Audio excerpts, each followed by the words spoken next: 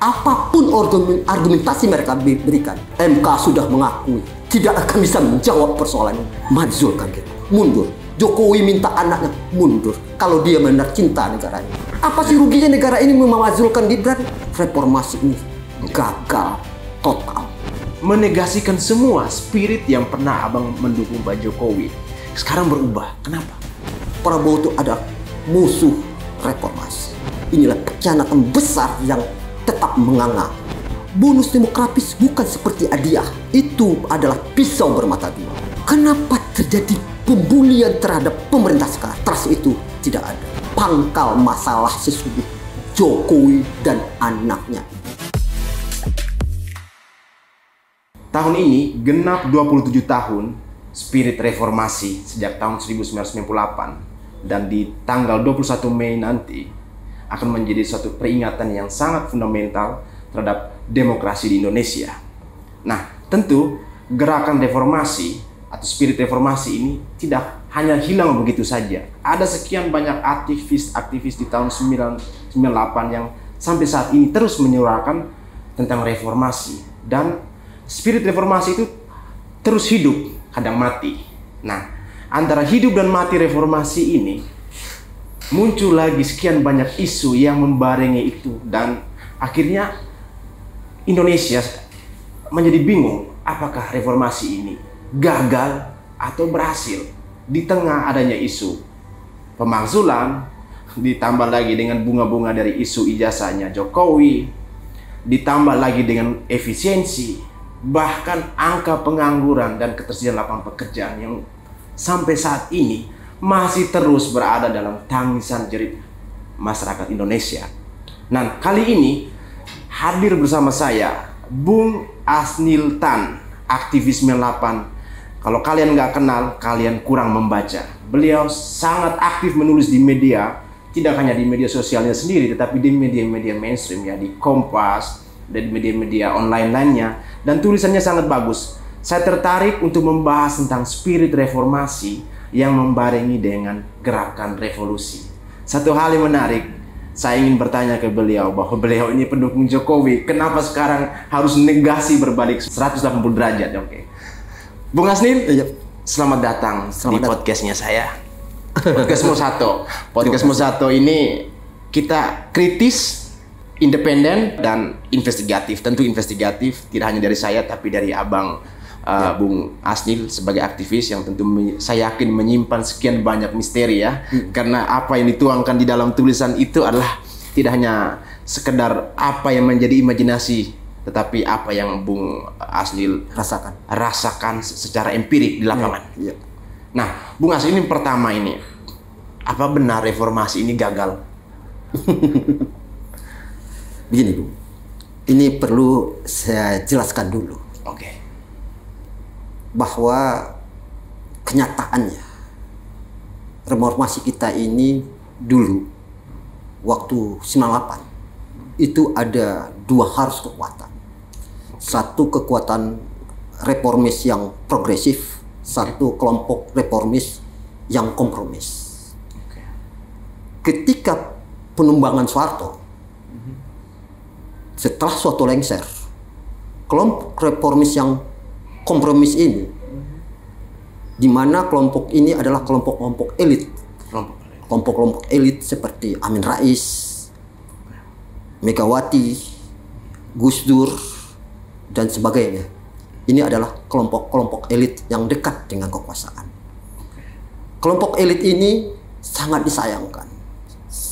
Mereka sangat kompromis dengan status quo, dengan kelompok Soeharto yang masih berkuasa saat itu, seperti Wiranto, Akbar Tanjung, B.J. Habibie, dan sebagainya.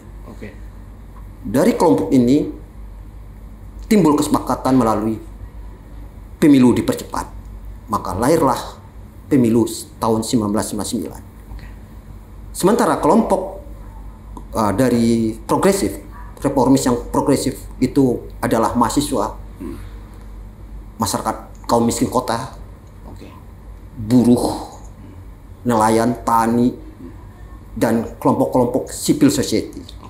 Itu lebih cenderung kalah dalam menetapkan bagaimana negara ini ke depan. Oke.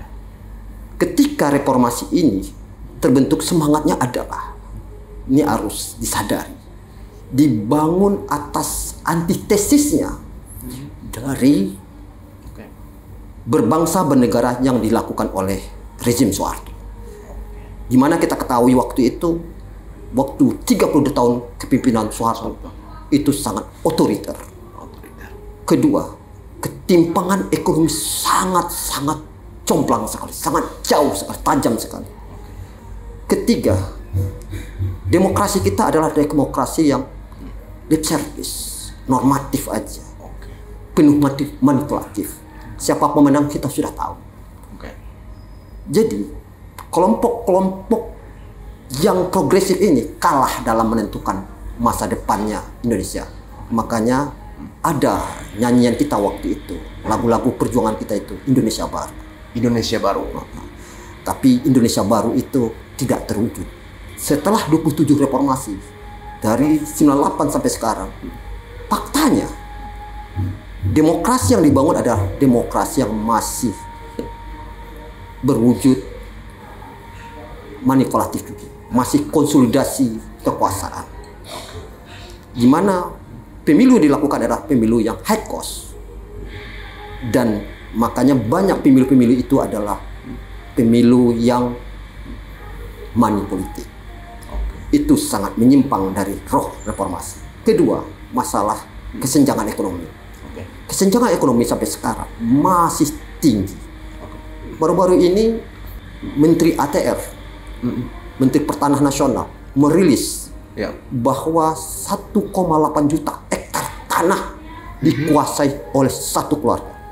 Bung harus tahu, 1,8 juta hektar itu adalah 3 kali luas Pulau Bali.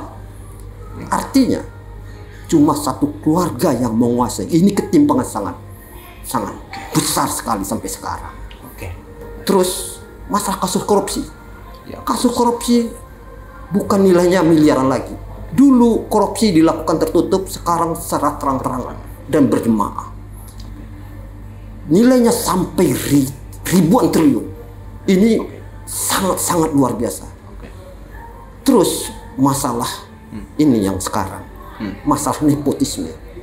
Ini yang sangat disayangkan di akhir pemilu 2024 kemarin, di mana terjadi transisi pemerintahan. Presiden Jokowi yang masih berkuasa mendorong anak kandungnya menjadi wakil presiden. Dan itu pun dilakukan dengan penuh manipulatif, penuh dengan rekayasa. Seperti merubah aturan undang-undang, seharusnya umurnya 40 sementara anaknya masih umur 36 tahun. Bisa digolkan melalui pamannya, kebetulan waktu itu adalah ketua MK. Begitu juga aturan lain. Jadi ini semakin memperkuat tesis saya bahwa reformasi ini gagal total. Begitu. Reformasi gagal total, tesis dari Bung Asnil ya, sebagai seorang pelaku politik juga dan migrant votes ya. Tapi saya ingin mengutip kata antitesis, kata tesis. Bahwa sebelum tesis ada antitesis juga. Nah, kita tahu, saya membaca sekian media bahwa Bung Asnil adalah pendukung Jokowi. Lalu dengan narasinya Abang tadi, itu sepertinya menegasikan semua spirit yang pernah Abang mendukung Pak Jokowi. Kira-kira apa hal yang membuat sampai Abang menegasikan semua spirit bahwa dulu kan bahwa Jokowi dikenal sebagai orang yang bisa merubah perekonomian ya, yang dalam transformasi dari zaman Pak Soeharto sekarang berubah. Kenapa? Begini Ibu, kami reformis 98, aktif 98 adalah pendamba bagaimana terbentuknya civil society, kekuatan sipil. Kedua, melawan selama ini oligarki, di mana kekuasaan dikuasai oleh segelintir orang. Apakah itu jenderal, apakah itu konglomerat, apakah elit politik. Selama itu yang muncul memimpin negara ini. Sementara mereka itu sudah kita anggap orang gagal. Harus muncul orang baru. Tiba-tiba muncul sosok Jokowi. Sosok yang datang dari rakyat jelata, bukan tokoh politik, bukan ketum partai, bukan seorang jenderal, dan orang yang sederhana. Itu membuat kita terkesima, rakyat terkesima. Inilah makanya kita katakan Jokowi itu adalah antitesis dari Orde Baru. Namun sayang, ini sangat mengecewakan, sangat menyakitkan hati kita. Jokowi adalah kita deklarasikan sebagai anak kandung reformasi. Ternyata beliau ini sangat tidak mengerti itu roh reformasi. Mereka tidak paham itu reformasi, tidak paham bagaimana kita berjuang mati-matian mengangkat Jokowi bisa menjadi presiden. Cuma di awal pertama yang bagus, setelah itu dia tidak paham kenapa waktu itu kita dorong jadi presiden, karena melawan Prabowo. Prabowo itu adalah musuh reformasi. Itu harus ingat. Prabowo itu adalah musuh reformasi. Jadi dengan hadirnya Jokowi, ketika majunya Prabowo ini, dialah kita dukung, kita dorong untuk melawan Prabowo. Tetapi 2019 malah dia merangkul Prabowo. Ini sangat menyakitkan. Dan di akhir jabatan dia malah mendorong anaknya menjadi wakil presiden, walaupun dengan alasannya dipilih oleh rakyat. Sementara demokrasi tidak boleh dicederai seperti itu. Karena seseorang yang berkuasa itu bisa mengatur, menggerakkan semua infrastruktur negara untuk bisa memenangkan anaknya. Kenapa presiden itu atau wakil presiden itu cuma 2 periode? Karena kita mengakhiri kekuasaan yang begitu panjang semasa Soeharto. Terus Prabowo itu adalah, seperti saya bilang tadi, adalah musuh reformasi, dan dia malah berkolaborasi di sana dengan mendorong anaknya, dan dia dengan narasi-narasi yang mengatakan dipilih oleh rakyat, dia tidak ikut campur. Sementara itu adalah pengkhianatan terhadap reformasi. Inilah membuat kita marah besar sama Jokowi ini. Maka karena dia bukan seorang yang lahir atau yang ikut memperjuangkan reformasi, Jokowi ini kan dapat enaknya saja, Bu. Dia mendapat enaknya saja ketika reformasi lahir. Dia tidak merasakan apa sebenarnya roh perjuangan reformasi ini. Maka saya bilang Jokowi ini bukan seorang negarawan, bukan seorang yang reformis. Dia seorang oportunis sejati, sehingga terjadi kegaduhan seperti sekarang. Kalau prinsip-prinsip ini diterapkan Jokowi, dia dengan kerelaan hati dan memahami reformasi ini, lengser dengan baik, mengakhiri jabatan dengan baik, saya rasa kegaduhan terjadi sekarang sudah berakhir. Masalah sekarang ijazahnya dipermasalahkan orang, masalah kebijakannya dipermasalahkan orang oleh publik. Karena itu, karena masyarakat kecewa, dan kami yang berlumuran darah dan nyawa-nyawa teman waktu 98 dikhianati oleh Jokowi. Itulah membuat kami sangat sakit. Perlu mengetahui, orang dikhianati lebih sakit hatinya daripada orang yang tidak pernah merasakan hal itu. Begitu. Berarti Abang melihat bahwa apakah Jokowi itu sebagai pengkhianat demokrasi? Betul. Sangat-sangat pengkhianat demokrasi. Nah, berarti di tengah dia tidak mengerti tujuan bernegara. Dia bukan saja mengkhianati reformasi, tapi juga mengkhianati prinsip-prinsip pendirian negara ini oleh para pejuang kita waktu 1945 itu. Bagaimana negara ini bung luas, negara ini terdiri dari berbagai suku bangsa. Masak negara ini cuma dikuasai oleh sekelompok orang. Masak cuma geng Solo. Ini yang disebut oligarki. Apalagi negara ini dikuasai oleh keluarga. Ini bisa menimbulkan kecemburuan daerah. Makanya pengkhianatan Jokowi ini tidak kita akhiri. Ini bisa terjadi disintegrasi. Daerah-daerah akan bergejolak. Daerah-daerah akan tidak terima. Ini luka yang sangat besar, Bu. Ini nggak bisa dibiarkan begitu. Tidak bisa dengan argumentasi para relawan-relawan Jokowi atau buzzer-buzzernya menyatakan ini adalah sudah berakhir. Pemilu sudah selesai. Kalian ada kelompok sakit hati, kelompok kalah. Kalian adalah orang-orang yang stres karena kekalahannya. Tidak bisa dengan logika-logika gitu, Bu. Dengan narasi-narasi itu. Ini masalah prinsip bernegara. Bahwa negara ini didirikan oleh para panding pader kita adalah untuk bersama, untuk kita semua, bukan diwariskan kepada keluarga.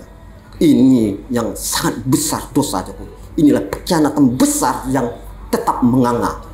Ini adalah bom waktu satu kapanpun akan meledak dan akan bisa merusak negara ini. Makanya wajar sekarang, Bung, Jokowi atau Prabowo pun dibully terus di media.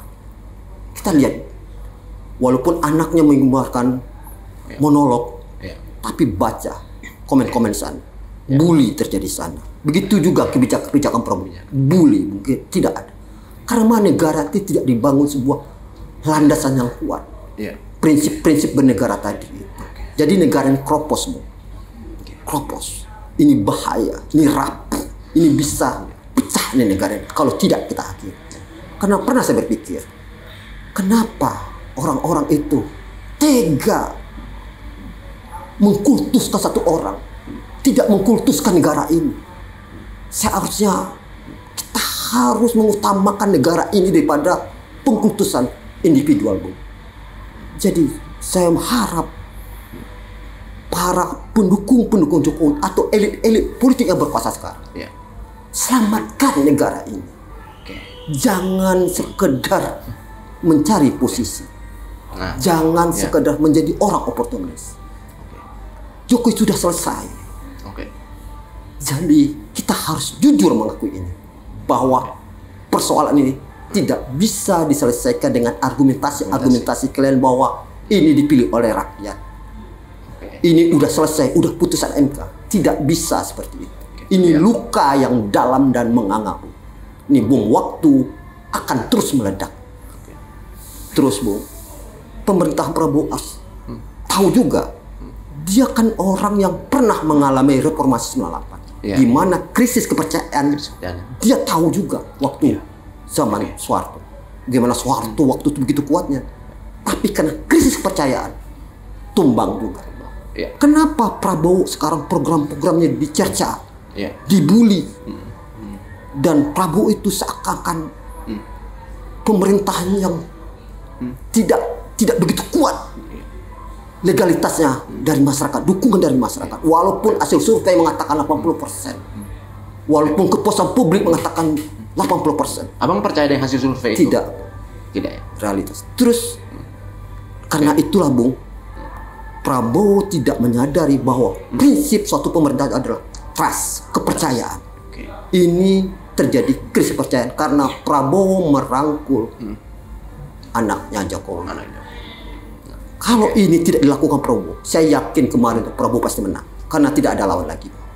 Nah sekarang kalau kita melihat tadi abang menyinggung soal elit-elit partai ya, ketika Jokowi dikritisi oleh abang ya sebagai aktivis 98 ya, teman-teman, ini aktivis 98 sesungguhnya ya keras, tajam ya, dan juga kritis. Artinya bahwa sangat objektif ya ini. Apapun yang Abang Asnil katakan ini sangat objektif ya, suara-suara reformis dari masyarakat ya, dari masyarakat sipil. Dan ketika Abang tadi mengatakan soal elit-elit politik, bahwa Jokowi diberi julukan ada 3. Pertama, Bapak Infrastruktur. Terus yang kedua, Bapak Infrastruktur ini dari Partai Nasdem ya. Terus yang kedua, Bapak Rekonsiliasi dari Partai Garuda kalau nggak salah, itu dari Pak Fahri Hamzah ya.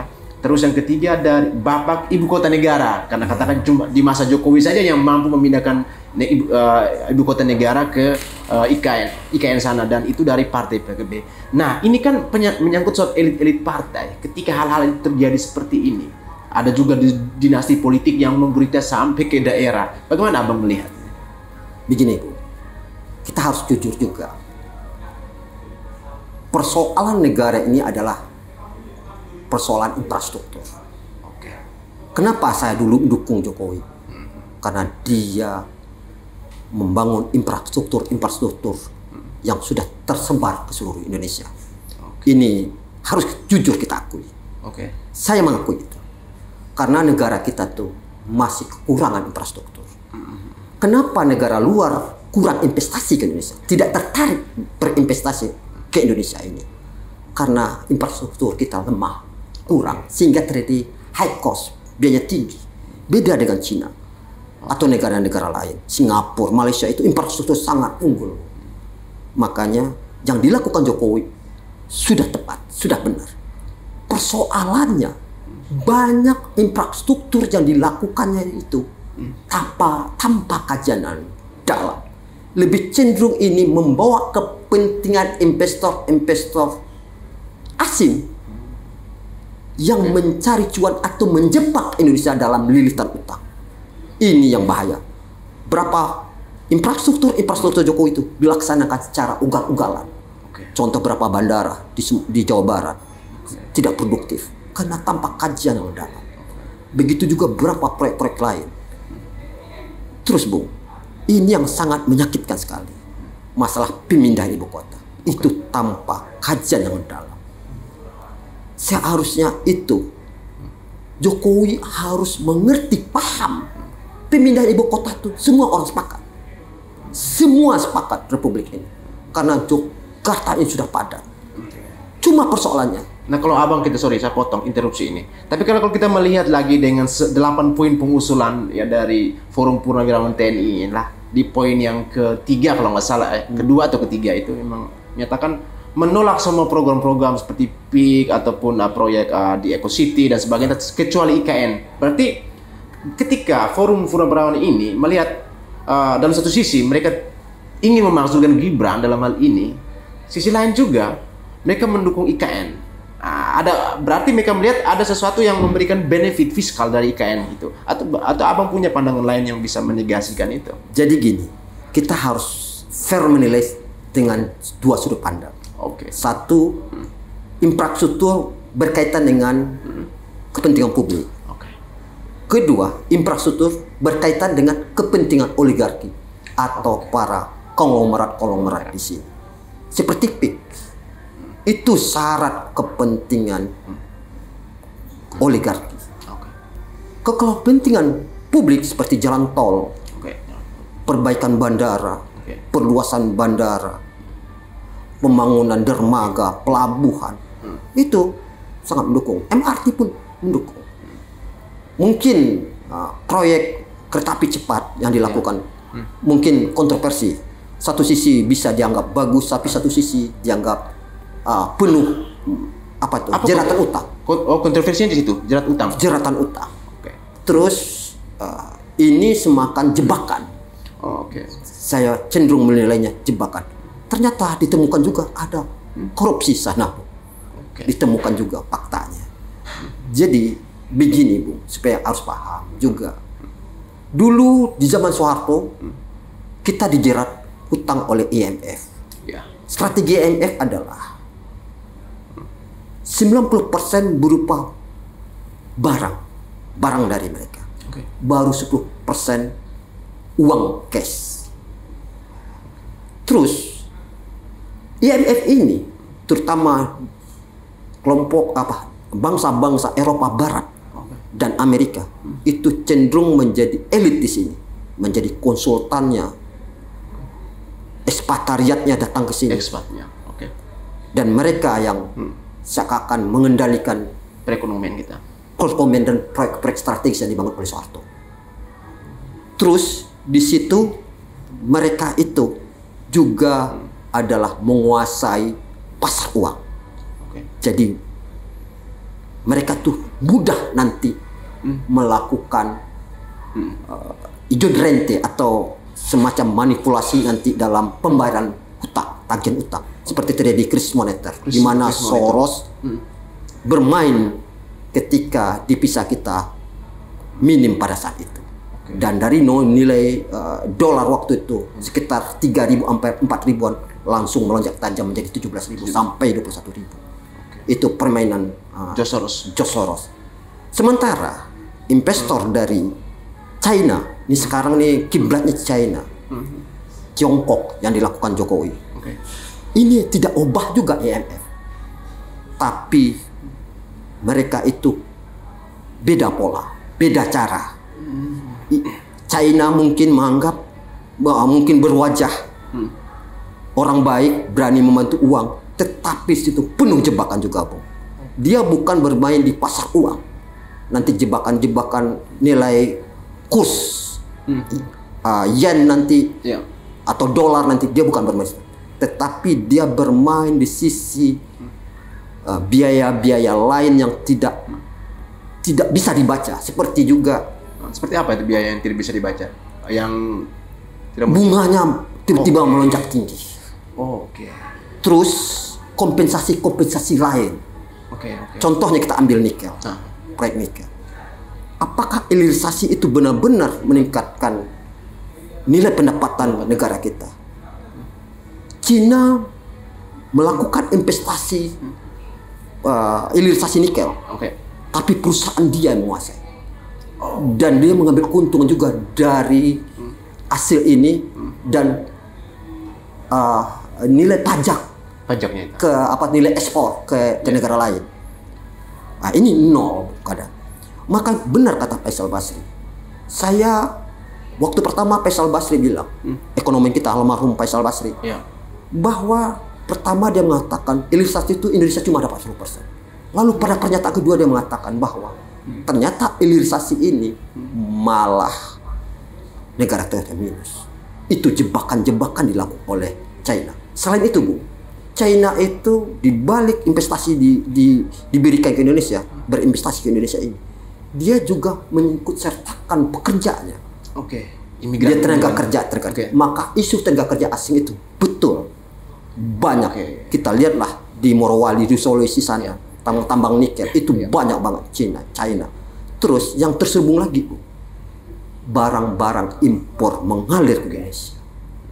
Akhirnya industri-industri kita hancur. PHK, akibatnya PHK terjadi di mana-mana karena kalah saing. Cina itu keunggulannya tahu, Bu, dia tuh menguasai pasar. Dia punya rantai pasar dari diaspora mereka di berbagai negara. Kedua, Bu, Cina itu dumping. Harga murah. Dia berani menjual harga murah. Jangankan Indonesia, Eropa aja, Jerman, Prancis, Inggris, Amerika Serikat, collab buat mereka, tumbang buat mereka. Makanya kemarin Xi Jinping, Presiden Donald Trump, membuat tarif impor yang gila-gilaan untuk China, karena China itu kuat pondasinya. Maka Amerika pun sekarang, Donald Trump pun sekarang kewalahan juga menghadapi China tadi. Berarti abang melihat bahwa situasi perang dagang ini apakah berhadapan dengan negara-negara maju? Indonesia masih negara berkembang, yang jangan Indonesia ini hanya sekedar menjadi pion percobaan dari negara-negara maju gitu.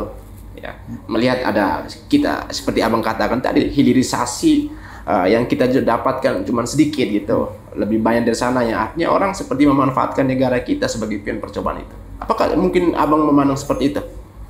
Benar, Indonesia itu hanya jadi pion. Ini yang kita sayangkan. Begini, Bu, cara kita memandang negara kita.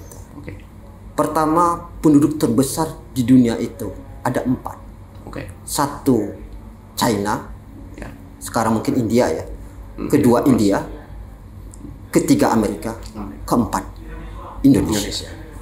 Dari keempat negara itu, Indonesia itu urutannya sangat jauh, jomplang sekali. Jadi, apakah Indonesia ini hanya jadi pion? Benar, Indonesia hanya jadi pion. Tidak bisa menentukan arahnya sebagai bangsa yang besar. Indonesia cenderung di bawah angin. Seperti pucuk aru, kata saya, Bu. Pucuk aru itu, Bu, di atasnya itu kemana angin berembus, dibawa ke sana. Ke timur, mereka ke timur. Ke barat, ke utara, ke selatan.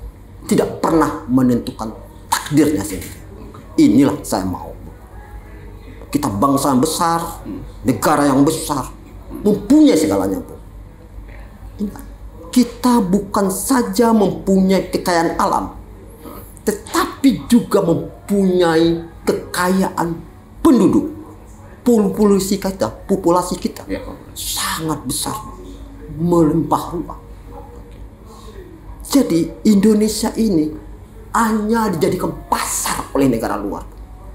Berapa investor yang datang, Mas, saya, Indonesia cuma jadikan pasar. Tidak pernah membangun kekuatan ekonominya sendiri. Tidak pernah mereka itu membangun kekuatan industrinya sendiri, membangun kedaulatan pekerjanya sendiri. Ini sangat tragis bagi negara kita. Berarti Abang lebih dalam ingin mengoreksi lebih jauh gitu ya, soal kepemimpinan, siapa yang mengendalikan Indonesia ini dalam hal ini presiden gitu. Siapa memimpin dibandingkan, sedangkan dalam rentan waktu 6 bulan ini yang dilakukan Pak Prabowo itu bagaimana menurut Abang? Prabowo, Abang katakan salah konsep, salah cara. Dimana kemarin saya pernah mendengar presentasi dia, pemaparan dia tentang membangun ekonomi Indonesia dengan 4 metode pendekatan. Satu, dengan membangun Danantara. Kedua, dengan membangun MBG, makanan bergizi gratis. Ketiga, membangun koperasi merah putih. Keempat, membangun 3 juta rumah. Asumsi mereka, dengan 4 program ini akan membuka lapangan pekerjaan 17 juta. Benarkah itu? Makanya di dalam tulisan saya di Kompas, saya mengkritik ini program ala Prabowo ini sangat mengancam masa depan Indonesia. Mengancam masa depan. Mengancam masa depan. Nah, bagaimana kalau dikaitkan dengan yang monolog yang disampaikan oleh Gibran terkait adanya bonus demografi? Kalau dikaitkan lagi dengan yang Abang katakan soal populasi kita, terus ketersediaan lapangan pekerjaan dengan yang artinya kita Indonesia ini seperti apa menurut Abang dengan melihat seperti ini gitu? Jadi begini, saya sempat juga menonton monolognya Gibran itu. Perlu Bung ketahui, monolog itu sangat retorika aja, lip service. Tidak ada substansi apa yang akan dilakukan. Kalau bicara bonus demografi itu di level wakil presiden, di ring 2, orang nomor 2 di Indonesia itu, bukan bicara lagi fakta, tapi bagaimana fakta itu menjadi sebuah kekuatan atau tenaga kita menuju ekonomi kita maju. Apa langkah dia? Bukan bicara bonus demografi lagi. Artinya bonus demografi itu benar. Apa langkah lu? Apa solusi Anda? Bagaimana menggerakkan bonus demografi ini? Makanya saya pernah juga menulis, bonus demografi bukan seperti hadiah, tetapi itu adalah pisau bermata dua. Bisa membawa anugerah, bisa membawa musibah. Bonus demografi itu cuma terjadi sekali dalam sejarah. Kebetulan Indonesia ini sedang mengalami bonus demografi. Apa yang maksud bonus demografi itu? Jumlah orang usia produktif lebih banyak daripada umur non produktif. Usia produktif itu umur 15 tahun sampai umur 65 tahun. Jadi seperti di rumah tangga, dari 10 orang keluarga, 7 orang atau 6 orang yang berusia produktif. Cuma 3 atau 4 orang yang tidak produktif. Mungkin dia udah tua atau mungkin anak-anak. Potensi ini, Bung, apabila usia produktif ini digerakkan, Bung, gila, Bung, Indonesia akan kaya. Seperti rumah tangga tadi saya bilang, 10 orang, 6 orang menghasilkan uang. Nah, Indonesia akan kaya, Bang. Nah, sekarang bagaimana Abang bisa katakan dengan adanya bonus demografi ini disandingkan dengan 4 program Prabowo, lalu kita lihat juga dengan ketersediaan ketenaga kerjaan, mana yang lebih penting, atau apa yang Abang mau katakan itu? soal bonus demografi, lapangan pekerjaan, dan juga 4 program Prabowo yang populis itu. Iya. Gini, Ibu, cara memahami bonus demografi ini. Kunci bonus demografi itu menjadi anugerah bagi Indonesia ini. Seperti yang dilakukan oleh Korea, seperti yang dilakukan oleh Jepang, India sendiri. India pernah gagal ya. Korea, China, Jepang itu berhasil memupulkan bonus demografi. Kuncinya adalah masyarakat produktif.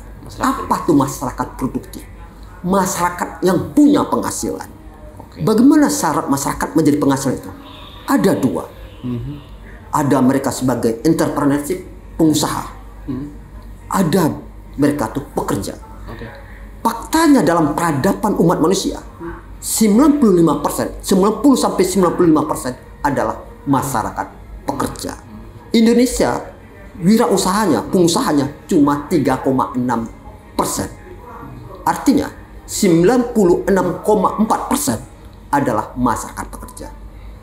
Makanya ketersediaan lapangan pekerjaan adalah urgen dilakukan oleh pemerintahan Prabowo. Bukan makanan bergizi gratis, bukan koperasi merah putih solusinya, bukan rumah 3 juta rumah, bukan Danantara. Kenapa saya katakan Danantara itu? Saya cenderung melihatnya adalah konsolidasi terhadap penguasaan sumber ekonomi. Ini berbahaya. Berarti ada terjadi potensi pengerukan. Betul. Sini potensinya saya lihat. Karena ternyata orang yang berada di Danantara itu cuma orang itu saja. Orang lingkaran circle mereka itu terus. Tidak membuka harus baru. Orang-orang baru untuk menggerakkan. Kalau dia benar-benar niatnya untuk membangun super holding yang bagus. Dengan dana Danantara itu, dengan aset-aset BUMN itu bisa membangun holding besar, perusahaan besar. Tapi itu butuh generasi-generasi baru, orang-orang baru. Ternyata faktanya orang-orang itu saja. Itu. Kedua, masalah MBG, makan bergizi gratis. Itu dipikirkan 400 triliun. Sedangkan kekuatan fiskal kita sangat lemah, sangat rendah, kurang. Apakah dengan makanan bergizi gratis itu urgen buat negara kita? Yang urgen itu lapangan pekerjaan. Itu maka saya sedih, miris hati saya. Tidak habis pikir saya. Seorang menteri perencanaan pembangunan nasional, Menteri Bappenas, mengatakan bahwa makanan bergizi gratis lebih penting, lebih mendesak daripada lapangan pekerjaan. Lapangan pekerjaan itu, Bu, seharusnya menjadi pondasi negara ini. Syarat menjadi masyarakat produktif tadi itu. Makanan bergizi gratis itu program-program populis, program-program sesaat, seperti melempar garam ke laut, Bu. Uang habis tapi tidak produktif. Ini saya sayangkan. Ketiga, koperasi merah putih. Koperasi merah putih itu hadir di desa-desa. Memang benar itu akan membuka lapangan pekerjaan bagi masyarakat. Tapi Bung tahu, ini adalah bisnis. Ini adalah dunia kewirausahaan. Ketika dunia kewirausahaan itu dikelola bukan orang-orang profesional, apalagi lahirnya koperasi tadi itu bukan karena daya saing, tapi top down, dibentuk oleh pemerintah pusat untuk mengelola suatu usaha bisnis. Ini sama saja, Bung, seperti kejadian dulu waktu zaman Soeharto, namanya KUD, Koperasi Unit Desa. KUD itu tinggal pelang-pelangnya aja, Bu. Hingga dipelesetkan masyarakat dulu KUD itu ketua untung duluan, sarang korupsi juga. Dan banyak koperasi-koperasi itu kolek, bangkrut. Kesalahan dalam manajemennya, banyak korupsi. Manajemennya. Lalu yang sangat menyayatkan hati, Bu, ada pernyataan Budi Ari, Menteri Koperasi, mengatakan bahwa ini tidak akan rugi karena dimonopoli. Ini kan pernyataan yang tidak mendidik dan tidak benar, Bung. Bagaimana Abang melihat konteks kata monopoli ini nih? Abang bisa elaborasikan monopoli itu? Di negara kita itu sudah lahir nama persaingan usaha sehat. Oke. Undang-undang persaingan usaha sehat. Maka ada komisi persaingan usaha sehat. Komisi pengawasan persaingan usaha sehat. Jadi apabila dimonopoli ini tidak sehat, Bu. Tidak sehat. Kedua, itu akan merusak ekosistem kewirausahaan kita. Oke, ya. Jadi, kalau ini menjadi dasar pendirian koperasi karena diberi hak monopoli, pertama merusak tatanan, kedua belum tentu juga, Bu, karena walaupun monopoli kita larang, tapi membutuhkan orang handal juga di sini, Bu, dalam menggerakkan bisnisnya. Ini orangnya harus mafia, super mafia, bisa menjadi monopoli. Jadi walaupun itu, makanya monopoli itu dilarang. Kenapa? Dikendalikan oleh mafia besar yang handal, yang piawai, yang lincah lobby sana lobby sini, dan dia tahu mata rantainya. Kalau cuma mengharapkan koperasi desa memonopoli, pertama merusak ekosistem perekonomian kita, melegalkan perbuatan jahat. Ketiga, itu tidak akan mampu dilakukan oleh koperasi karena mata rantai perdagangan kita atau mata rantai dunia kewirausahaan kita sudah juga dikapling oleh kekuatan-kekuatan oligarki atau kekuatan kapitalis bermodal besar. Baik, oke. Itu bisa menjadi satu evaluasi besar ya untuk Koperasi Merah Putih ini dan sekian program MBG itu. Nah, yang terakhir nih ya Bang, kita melihat dari kegaduhan politik ini ya, sekian banyak seperti yang tadi soal penyerapan tenaga kerja, terus soal program-program populis, itu isu-isu itu, masalah-masalah itu sebenarnya menjadi perhatian khusus untuk negara kita yang saat ini artinya lebih kepada spirit dari pembangunan itu mensejahterakan masyarakat. Pembangunan itu kembali untuk mensejahterakan masyarakat, juga dalam bentuk IPM, Indeks Pembangunan Manusia dan sebagainya. Oke lah kalau pembangunan itu berjalan dengan baik, tetapi ada hal-hal yang harus dikorbankan ya, kita katakan mungkin pemerintahan Prabowo sedang melakukan trade off dalam sebuah pembangunan untuk menggenapi program-program populisnya. Nah, tapi di tengah itu malah muncul di kegaduhan politik ini soal pemakzulan Gibran gitu, dan terus malah Gibran merespon dengan monolognya, terus kemudian ijazah Pak Jokowi yang masih bergulir sampai sekarang. Tapi yang menjadi satu pukulan keras kepada Pak Prabowo ya ketika dihadapkan dengan pembuli ya, dihadapkan dengan kritikan, dihadapkan dengan demonstrasi kemarin sampai sekarang.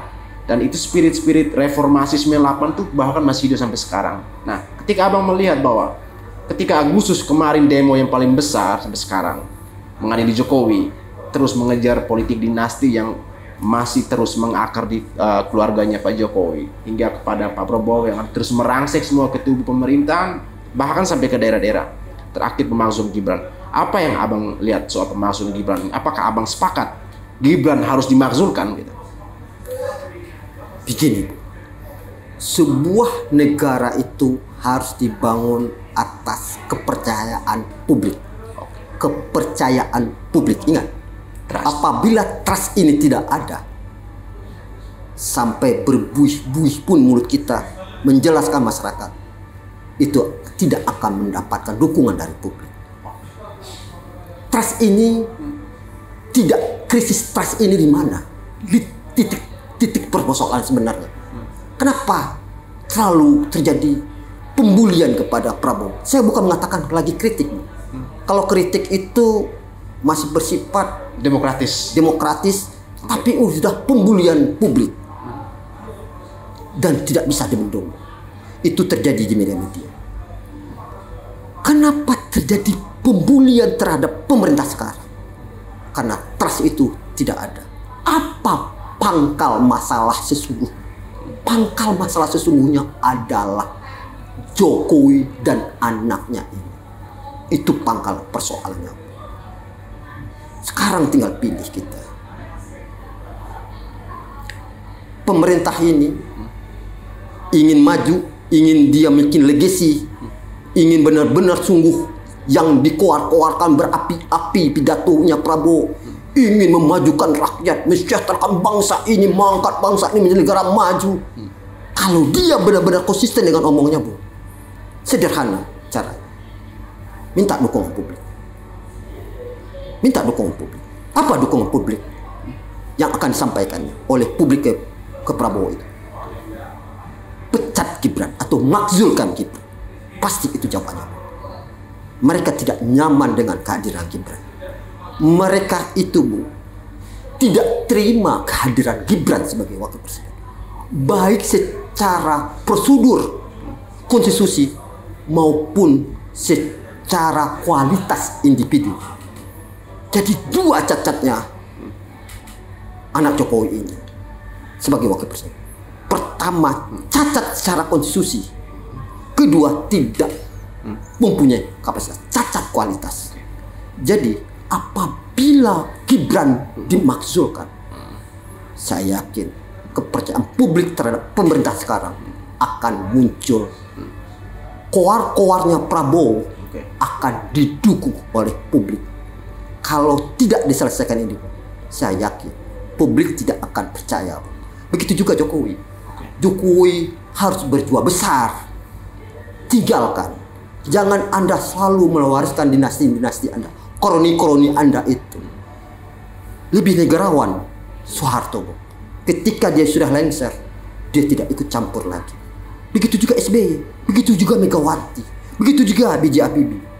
Mungkin maaf saya mengatakan dasar Jokowi itu anak katrok ya. Orang nggak ngerti tentang perjuangan reformasi. Tidak mengerti hakikat didirikan negara. Maka dia di otaknya itu kekuasaan. Jokowi itu orang oportunis sejati. Kecelakaan sejarah saya waktu itu mendukung.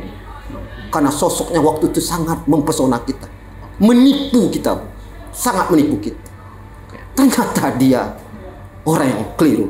Seorang kualitas yang tidak paham. Bukan seorang negarawan. Maaf kata saya mengatakan dia. Seorang katrok. Katrok benar. Begitu. Siap, jadi dua itu, Bu. Dua itu menjadi poin penting ya. Penting, makanya negara ini bisa keluar. Itu peta jalannya, Bu. Kalau tidak ada ini, sampai Prabowo pun berbubui sampai terakhir pun tidak akan mendapat dukungan publik. Dia tidak akan dikenang sebagaimana kokoarnya. Dia cuma ikut juga melanggengkan kebobrokan demokrasi kemarin. Ini luka sejarah. Ini luka yang menganga. Tidak bisa dilupakan oleh sejarah. Apapun argumentasi mereka berikan, ini berjalan secara demokratis. MK sudah mengakui. Tidak akan bisa menjawab persoalan ini. Jawabannya adalah mazulkan Gibran. Gibran kalau ingin legowo, mundur. Jokowi minta anaknya mundur. Kalau dia benar cinta negara ini. Begitu juga pesan saya pada anggota DPR atau MPR. Selamatkan Indonesia ini. Selamatkan Indonesia ini. Jangan Anda munafik lah. Jangan Anda mengingkari hati nurani Anda. Anda tahu lah. Saya yakin di hati Anda itu tidak menerima kenyataan ini. Fakta yang terjadi ini. Saya yakin. Ayo kita bicarakan hati kita. Nurani kita itu. Apa susahnya sih? Kita cinta Indonesia atau cinta Jokowi? Kalau cinta Indonesia, ayo. Tidak ada masalah. Apa sih ruginya negara ini memazulkan Gibran? Apa sih masalahnya? Happy kok. Kecuali orang berpengaruh besar bisa bikin rusuh, tidak ada kerusuhan, Bu. Biasa-biasa aja. Malah rakyat happy, bergembira. Dan dia akan senang hati selanjutnya akan mendukung Prabowo. Mereka tuh tidak masalah Prabowo. Walaupun secara ideologis bertentangan dengan Prabowo. Tetapi Prabowo itu bagaimanapun seorang yang sudah senior. Seorang sudah mapan dalam dunia politik. Bagaimanapun, walaupun dia kalangan elit, anak bangsawan, tetapi dia punya kepedulian. Cuma tugas kami bagaimana mengkonkretkan niat baik Prabowo itu. Tapi kalau ada Gibran dan Jokowi ini, kekuatan itu akan tidak akan datang. Begitu. Baik, terima kasih banyak ya. Ini benar-benar sesuatu yang sangat kritis ya, dan tajam dan juga objektif seperti saya katakan tadi, bahwa spirit dan perjuangan reformasi itu belum mati ya. Spirit dan perjuangan reformasi itu belum mati. Tapi kalau perubahan terhadap transisi dari reformasi hingga sekarang, itu kalian sendiri yang bisa menilai dan merasakan apakah berubah pesat atau malah menurun atau malah bertambah gaduh dengan situasi seperti ini. Bahwa jika situasi politik ini kalau kita hanya berasaskan pada trias politika, berarti ada hal yang dikurangi, dalam hal ini kedaulatan rakyat. Ingat bahwa demokrasi Indonesia, spirit perjuangan dan negara ini dibangun berdasarkan konsensus, tidak hanya berdasarkan konstitusi. Jadi apapun perubahan negara, trias politika walaupun secara konstitusi, eksekutif dan yudikatif menjadi kekuatan yang harus dipertaruhkan secara hukum, tetapi kedaulatan rakyat menjadi hal yang paling nomor satu di Indonesia. Kalau kalian masih mencinta Indonesia, boleh jawab pertanyaan saya, apakah Gibran layak dimakzulkan? Tulis pendapat Anda di kolom komentar.